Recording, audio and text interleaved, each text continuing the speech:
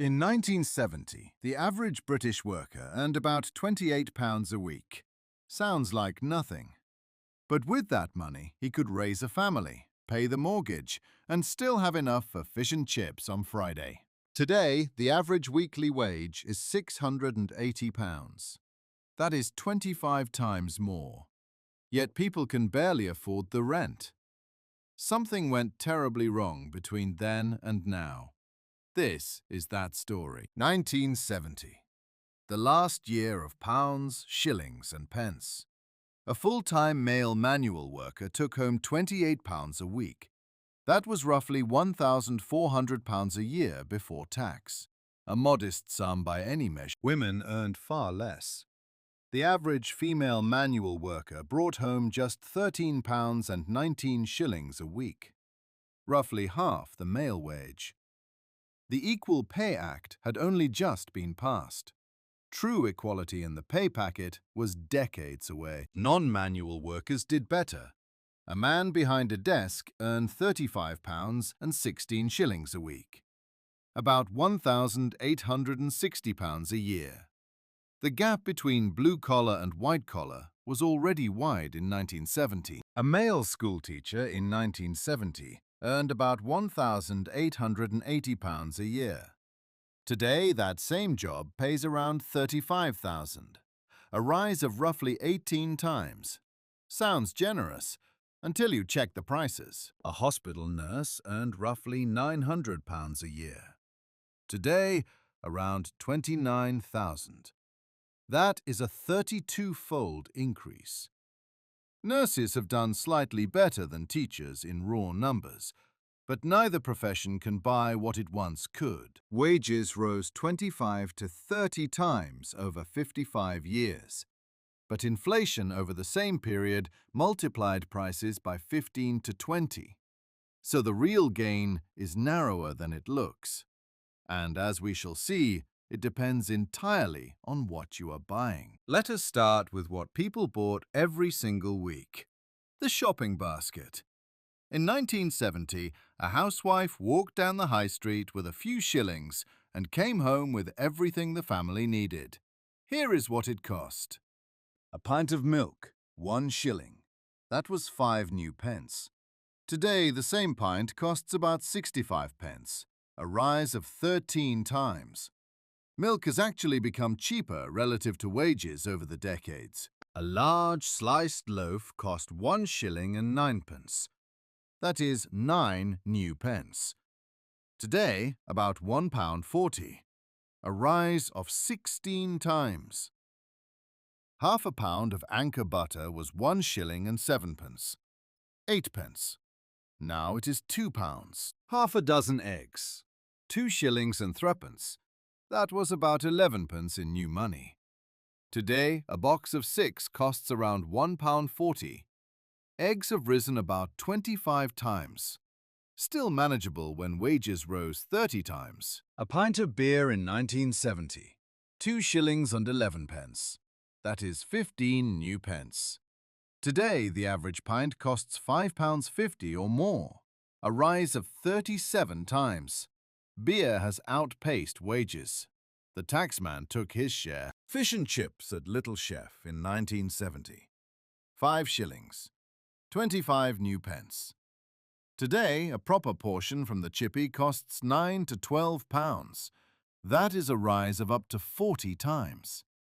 Friday's cheap treat became Friday's small luxury. A packet of 20 cigarettes, 5 shillings and 2 pence, 26 new pence. Today, over £14, a rise of 54 times, the biggest increase of all.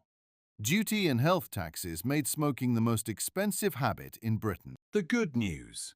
Basic food prices rose 13 to 25 times. Wages rose 25 to 30. So, bread, milk, eggs and butter became slightly more affordable over the decades. The weekly food shop takes a smaller share of your wage today. But beer, fish and chips and cigarettes all outpaced wages. These were hit hardest by government excise duties and VAT. The small pleasures of the working man became proportionally more expensive. The taxman does not care about your Friday night. Now we come to the real catastrophe. Housing. This is where the numbers become truly shocking. If food is a story of gradual change, property is a story of a generation left behind. Let us look. The average house in 1970 cost £4,500.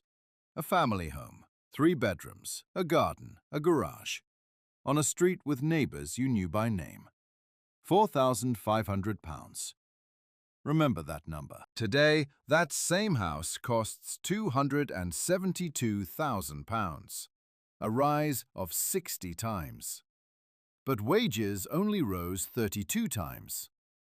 The house that cost 4 years of wages now costs nearly 8 years. The maths does not lie. The deposit. In 1970, a buyer needed roughly £500 to put down. Today, a 20% deposit on the average home is £55,000. That is a rise of 110 times, an impossible mountain for many. In 1970, the typical hourly wage was about 75 pence. The average house cost £4,000. That was roughly 5,300 working hours. Today, the average home costs over 7,800 working hours. 47% more toil. Your parents bought a house on one income. Today, 2 incomes are often not enough. If wages had risen at the same pace as house prices, the average salary would be £58,000. It is £35,000. The Ford Cortina, Britain's best-selling car of the 1970s. A brand new one cost £882 in 1970, less than 1 year's wage for a manual worker. A man could buy it with a few months of saving. Today, the average family car costs around £28,000, nearly a full year's salary. The Cortina was less than 8 months of work. The modern equivalent demands 12 months. Motoring became more comfortable, but it costs far more of your life. A gallon of petrol in 1970 cost 6 shillings and 8 pence, 33 new pence. Today, a gallon costs roughly £6.50, a rise of 20 times. Wages rose 30 times. Fuel is actually cheaper in real terms now. But here is the catch. About 53% of today's petrol price is tax, fuel duty and VAT. The actual cost of the fuel itself has barely moved in real terms. It is the government's slice that grew fastest of all. What could that weekly wage actually buy in 1970? One working husband could support a wife and 2 or 3 children, pay the mortgage, run a car, put food on the table every night, and still have a few shillings left over. An Electrolux automatic refrigerator from Currys cost 31 guineas. That was about £33. Barely more than 1 week's male wage. A major household appliance for a week's work. Try buying a fridge for £680 today. A trip to the pictures costs just a few pence. You could take the whole family for less than £1. Every Saturday, rain or shine, the cinema was the living room of the nation. Entertainment was simple, shared, and cheap. But here is what people forget. In 1970, there was no mobile phone bill, no broadband, no streaming services, no gym membership, no insurance for everything under the sun. Today, monthly subscriptions alone can swallow £200 to £300, costs that simply did not exist. Life was simpler. Not because people earned more, but because there was less to spend on. No one needed a contract phone. No one paid for Wi-Fi. The television had 3 channels and they were free. Simplicity was not a lifestyle choice. It was just how things were. Teachers in 1970 earned about £1,880 a year. Today, around £35,000, a rise of 18 times. But house prices rose 60 times.